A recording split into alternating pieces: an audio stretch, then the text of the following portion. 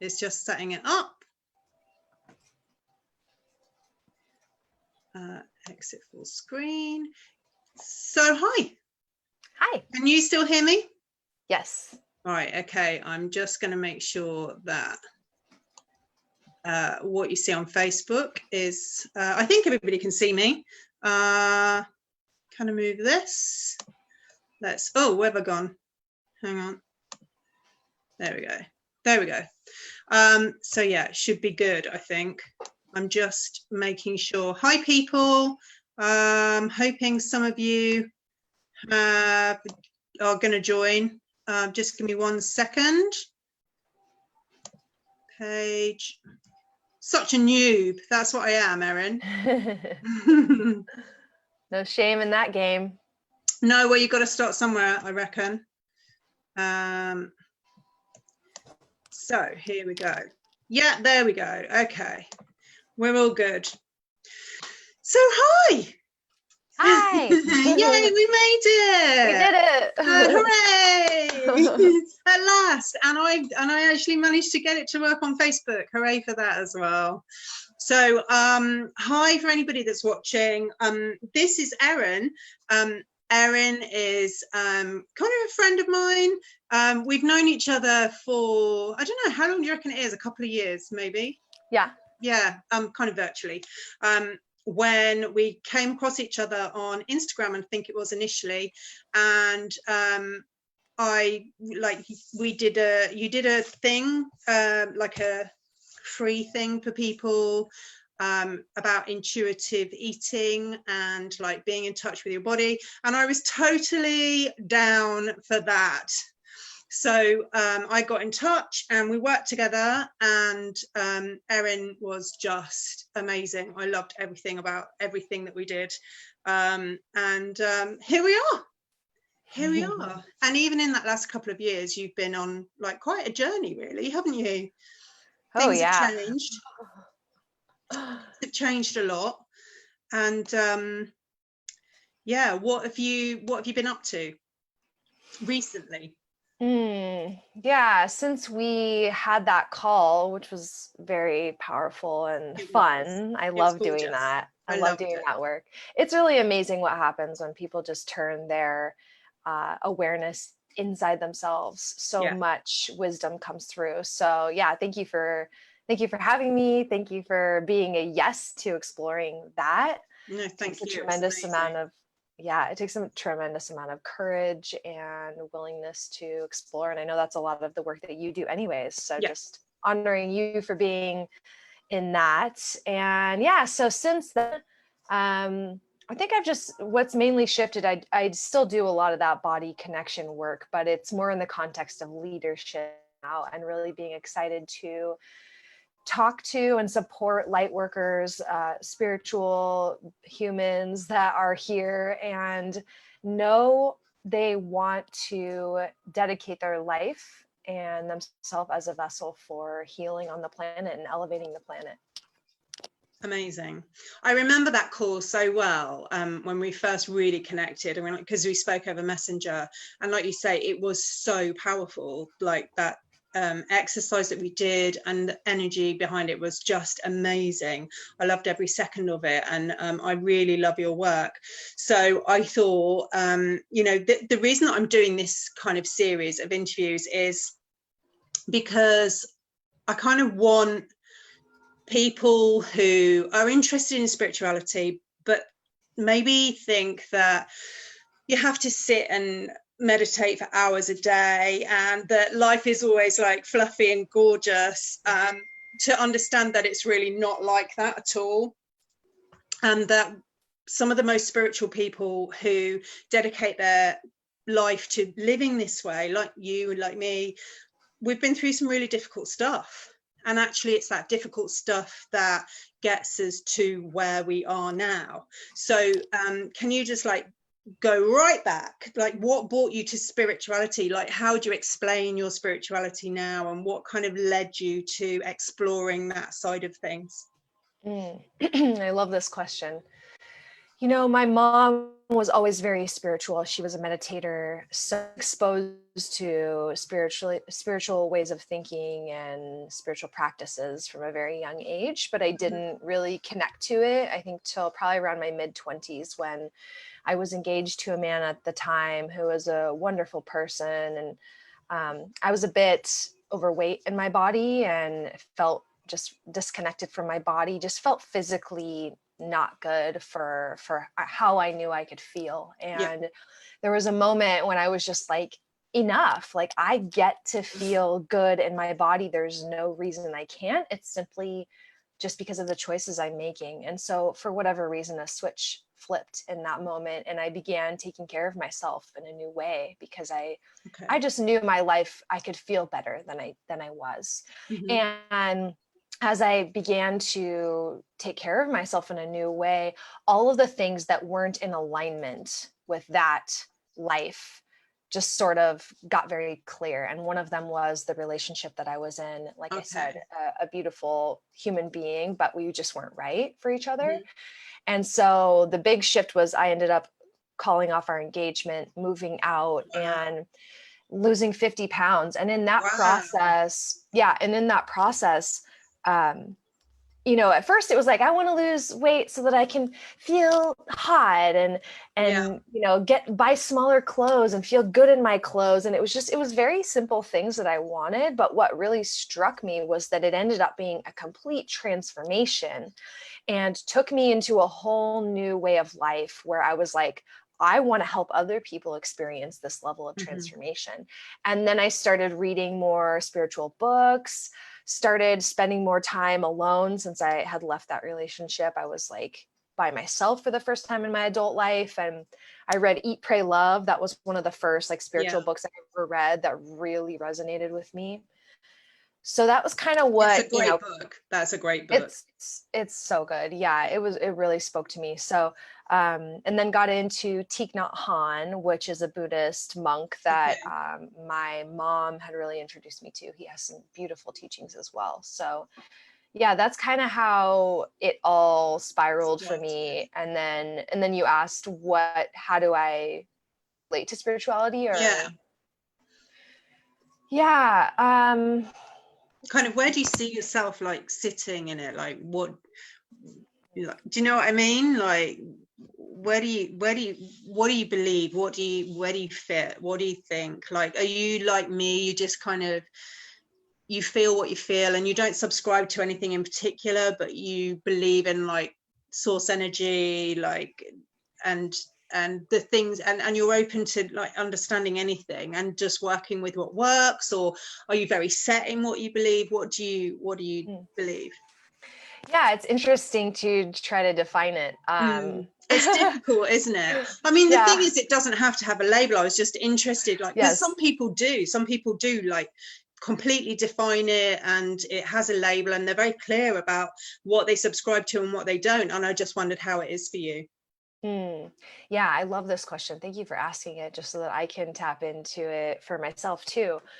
I think, when I was a kid, I remember kind of looking around like my house and just being like, is this it? Like, I'm just here to go to school and come home and do my homework and go to bed and then go back to school. Like, it was just like, I felt like there was more than what I was seeing. And I didn't know what that meant or what it was. But I guess for me, spirituality is being connected with my spirit, the being that I am beyond human form and beyond even earth. And for me, like looking at reality from a cosmic perspective instead of just a human perspective, because I never really resonated. I felt like an alien a lot of my life, dropped in on this planet where there's like killing and racism and all this weird. And I'm just like, this doesn't even make sense, guys. What is this place, So yeah, I totally get that. I guess it's seen things from a cosmic perspective for me, and also believing that there is a higher source, not a white man up in the skies judging me, not a book of rules that I have to subscribe by to be loved by God, but that source energy is unconditionally loving and benevolent. And that I am here on earth to be in a human body, to experience the restraints of a 3D reality so that I can learn and advance my soul and continue to learn. Because, you know, if everything's just good all the time and we don't have challenges, then we don't grow. Similar, like what you were saying, you know? Yeah. So yeah, I guess that's how I would sort of sum it up. Does that make sense? It does make total sense. Yeah. And it's very similar, like exactly the same to kind of how I see things. And I love that you said that you kind of get to look at yourself from a different dimension, almost like that you can look at yourself from a cosmic perspective, easy for me to say, because, you know, a lot of people haven't got to that bit yet, and that's really exciting. But going back a little bit, so you said like you ended that relationship, that could have like when you were engaged, and then went on that big journey to kind of finding out who you were really. That must have been really difficult at times. Like it sounds, when you say it in that context, it kind of glosses over all the difficulties and it makes it sound kind of easy. And it's not, because I've done a very similar thing. So like, what did you find difficult? Like, it wasn't all roses, it couldn't have been, surely? Yeah, you know, I knew for a long time that it wasn't right. I just wasn't ready to really look at that and admit it. And I think a lot of times we have those experiences where we know something isn't right or in alignment or for our highest good, but we're not quite ready to face that yet. Yeah, we're not quite ready to bite the bullet, as it were. No. Because then, you know, things have to change and there's a lot of fear around change. So for me, I think the hardest part was at first that he didn't see what I saw, and it was very painful for him. And so I was holding space for a lot of what I knew was the pain that it was causing him. But, you know, it was very exciting for me. And it was one of the first times actually where I got to experience my connection with my body leading me to a new place. And so I had sort of said that I was going to move out, told him I was going to move out. And I went to look at this house to go live in with these, I think 3 or 4 other women. And I walked in and I met them and they offered me the house like pretty quickly. And I was like, whoa, this is the moment of truth of like, am I gonna say yes? Am I really going to do this? And I remember I told them like, hey, this is a big move for me. Like, give me 24 hours. I'll let you know. And I remember I got in my car and I was like, I asked myself just intuitively, like, what would it feel like if I did say yes? And this feeling of lightness, this feeling of lightness and excitement just flooded my whole body. And I was like, that's a yes. Like, I just felt it like, okay, I got to do this. You know, it was like my body told me, like, gave me the green light. So that was really, really, really powerful. And looking back, so interesting to notice that like pivotal moment of maybe one of the first times I ever felt clear communication with my body. So yeah, it was challenging, but mostly I was really excited. I was ready because we hadn't been happy for a long time. Yeah. And it does take courage to step away from that because it's familiar and you're kind of comfortable in your uncomfortableness, if that makes sense. You're comfortable with being not entirely comfortable in something, and then stepping away from that can be quite scary because you don't know what's on the other side. But when you do that and you honor yourself and you feel that excitement that you clearly felt, it's just amazing. So yeah, that's great. It's like, I love it when you can look back and you can really see the very clear moments that changed your path, and that sounds like it was one of them. Yeah, absolutely. And I think too, the journey of losing that weight, you know, that those 50 pounds, like it shed all these layers of all this fear of like, oh, I have to stay in this relationship or this way of life because it's the only way I know, or because he's the only one that could love me. Or when I lost that weight, all of that fear left as well. And that's why that's why it was just so, it's like my mind just became clear and I knew what I needed to do. That's huge. Yeah. Brilliant. And that's why I went into health coaching, because that was like, I was like, that clarity that came from that. I never realized how powerful it was, like to actually feel good in your body. There's the thing is as well, like I don't want to say struggled with my weight, but struggled with my weight. I've struggled with my weight kind of all my life. And there's no doubt that I have some kind of eating disorder, rather than a disorder. You know what I mean? Like there's clear moments in my mind when I thought I was huge and I was tiny. And the opposite way, well, not the opposite way around, but there's moments when I've struggled with my weight and losing weight and all of that whole battle. And so many people can relate to that. But there are so few people that do what you do. There are so few people out there that kind of, do the whole intuitive eating exercise, and show you the way to listening to your own body. And I love that work that you do. I think it's really important and just super gorgeous. It is really gorgeous. So well done for going on that journey, because it can't have been easy, but it's amazing what you've achieved so far.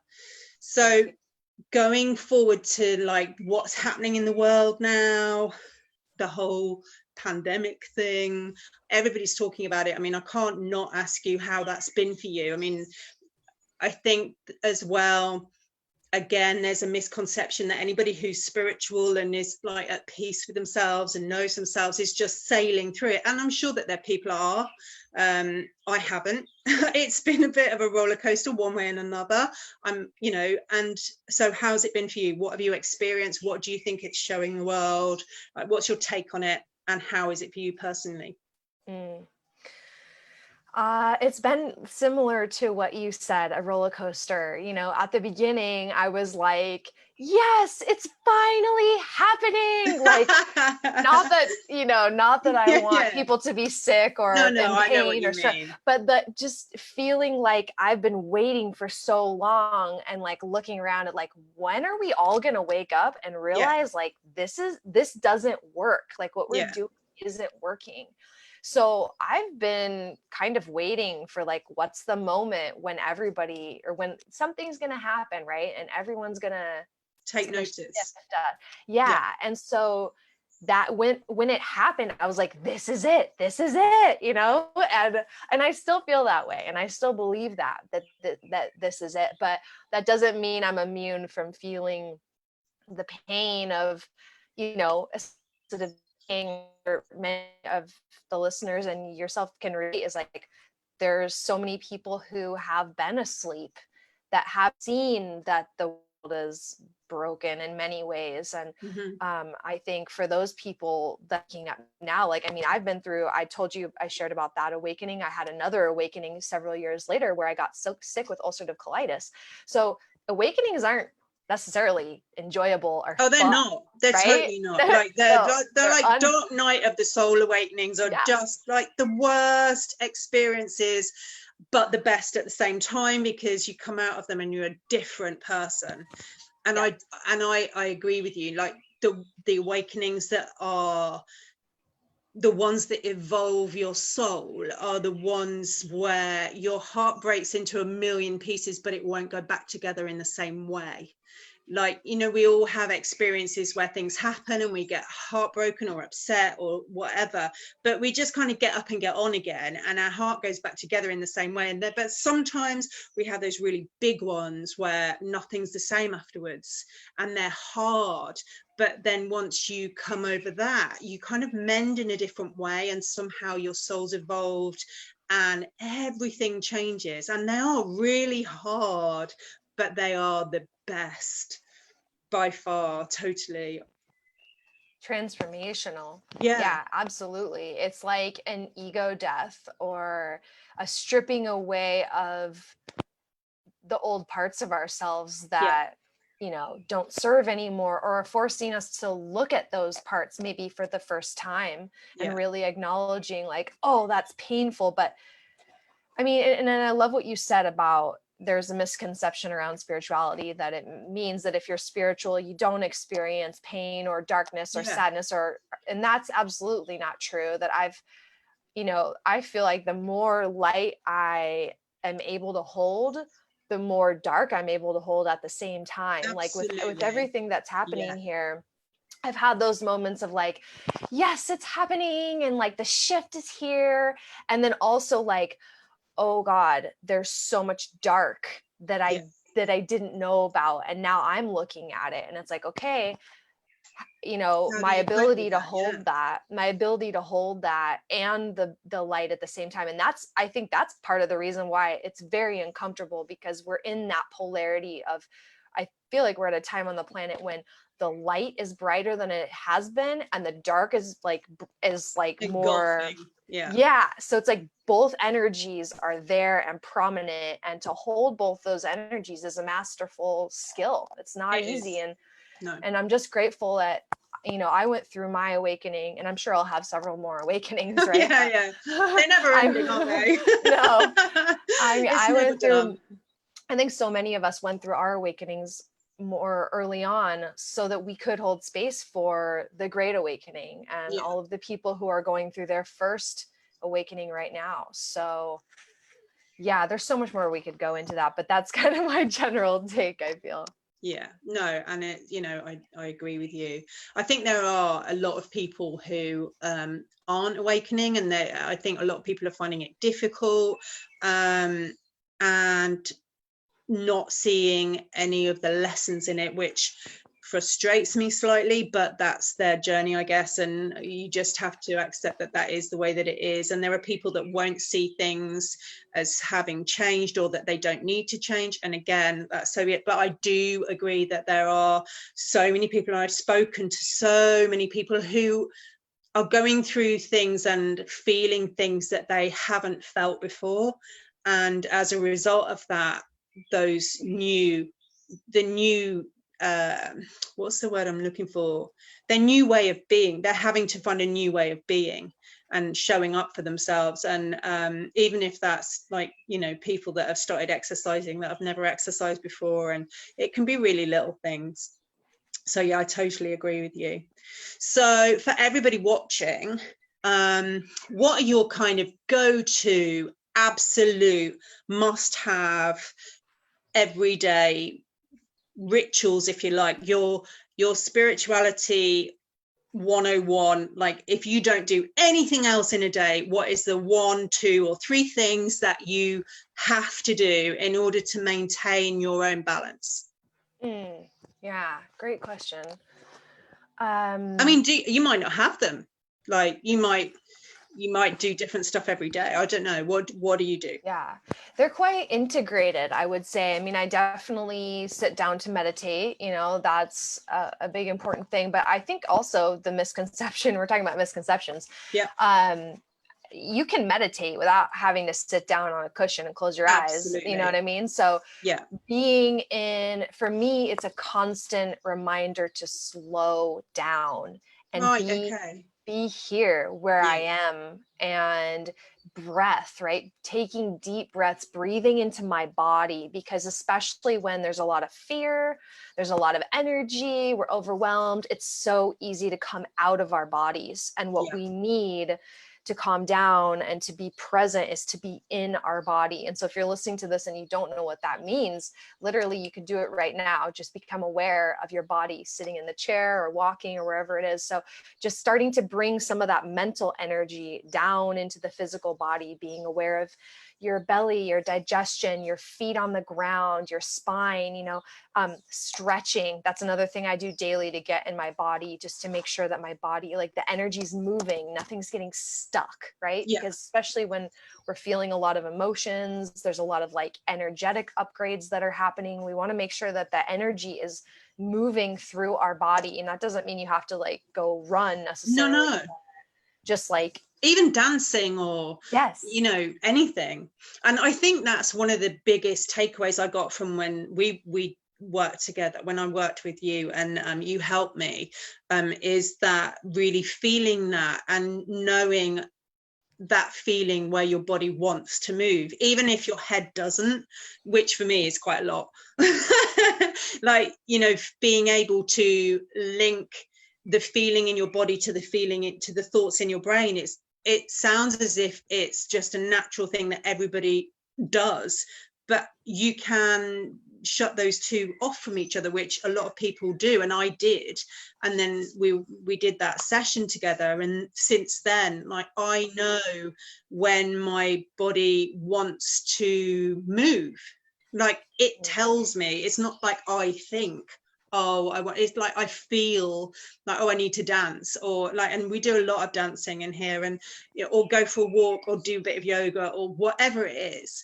And like you say, it can just be stretching or walking or whatever, but it's so important. Yeah, I totally get that.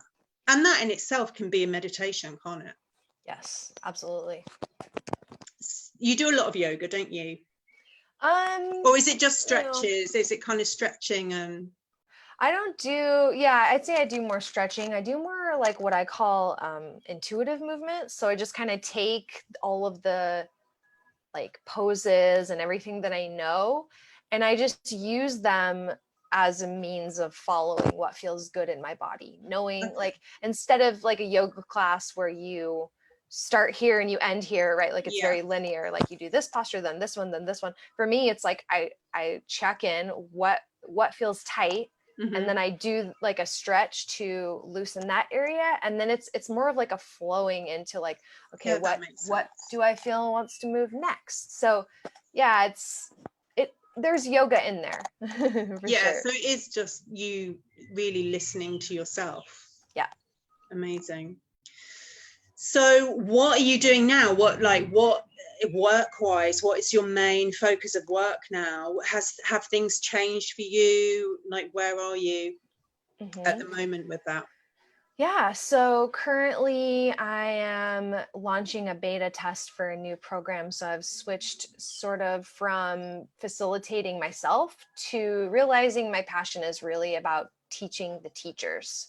Because if I teach the teachers the skills that I've learned, then they can go out and help more people. So I'm all about like, how can I help more people? How can I, serve on a higher level?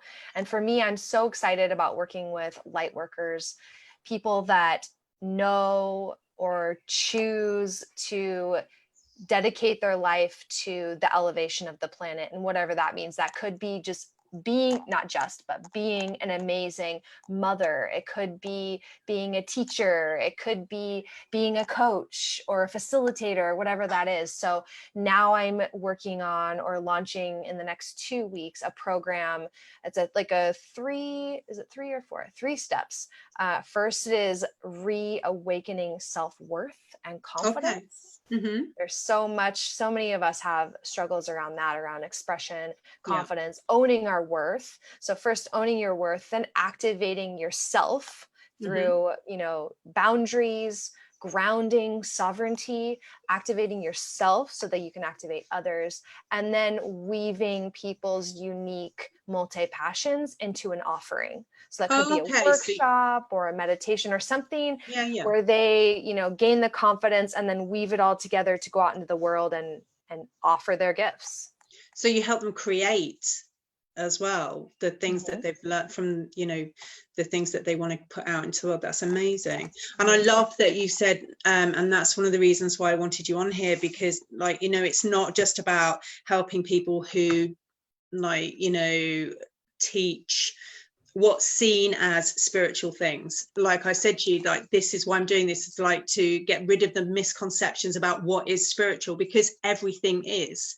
And so, you saying it could be motherhood or teaching, that's so great. And just getting people to understand that they have that within them, that spark. Sounds amazing. Absolutely. Thank you. I'm excited about How exciting. So when are you launching that? So that'll be next week. I'll be fully like sharing the details and everything. Wow, cool. So for people who are watching, just, you know, listening to us rabble on about stuff, what would you say, what would you tell them to be more intuitive and get more in touch with themselves? Like, what would you, the top things that you would tell them to do that are easy to do, that anybody can do, that you don't have to have been, you know, immersed into a spiritual world for years? You know what I'm talking about, like easy stuff that they can do. What would you say? Yeah, great question. First thing is learn to use your body as a tuning fork. Learn to read the energy signals from your body. And it might sound esoteric and very like, what does that actually mean? But it's very simple, and you can do it with something simple as this is the first thing I use to teach people this skill is, you know, get grounded. So bring your awareness into your body, and then say a couple statements. So first you're going to say, I am a man. And then you feel the energy response. And then you say, I am a woman, and feel the energy response. So, and they're so different. And you obviously know if you're a man or a woman, but say them both and and tune into what it feels like when you say something that's not true. Yeah. It feels very different from when you say something that is true. Yeah. We'll notice the shift. For me, the truth feels lighter, brighter, more expansive, whereas the false feels heavy or dense. So, and it might be different for you, right? Like those are my words. Yeah. But to learn how to discern in your own body what's your truth, because there's so much truth flying around out there, and it's like we have to learn to discern for ourselves.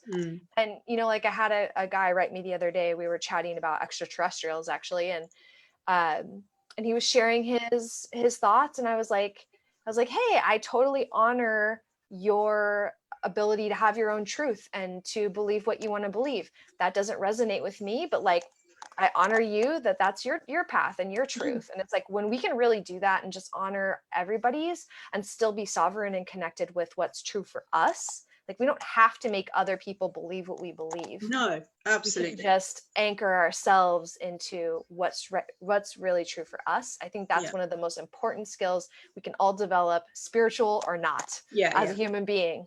Yeah, I totally agree with that. I love that. You should speak to my son, by the way. He is so into aliens. Oh, nice. Yeah. Awesome. He's got some stories. Cool. I'd love that. I'd love to hear. I'll tell him to email you. Okay. Brilliant. So thank you so much for coming on and sharing your story and some of the things that you practice and believe. I'm really very grateful for your time, and I love your work. If anybody wants to get in touch with you, find out about your new program or about, you know, anything that you do, where can they do that? Plug yourself, girlfriend. I'm mostly on Instagram. I am on Facebook, but mostly on Instagram at Erinn with 2 N's. So that's ERINN with, and then the number 2 NNS, Erinn with 2 N's. Cool. So yeah, I share a lot about the work that I do, but also I'm an artist, I'm a painter, as you can see. I love your paintings. They're so cool. Thank you. Thank you. So yeah, there's a lot of art and color and all that on Instagram. So find me there. Yeah. And send me a message. Send me a message. Let me know, or just say hi. Let me know what resonated from our talk. I would love to hear from you. Yeah, and let me know below as well. Hopefully, I can't see comments. I need to work that out. But I can't see if anybody's put anything. But hopefully, everybody's taken something away from it and has been able to get something that resonates with them, even just a little bit. Yeah. So that's my hope. And thank you again for coming. And we'll catch up soon. Awesome. Thank you so much for having me, Kate. I appreciate it. Yeah. And I'll see you lot soon. Okay. Bye. Bye.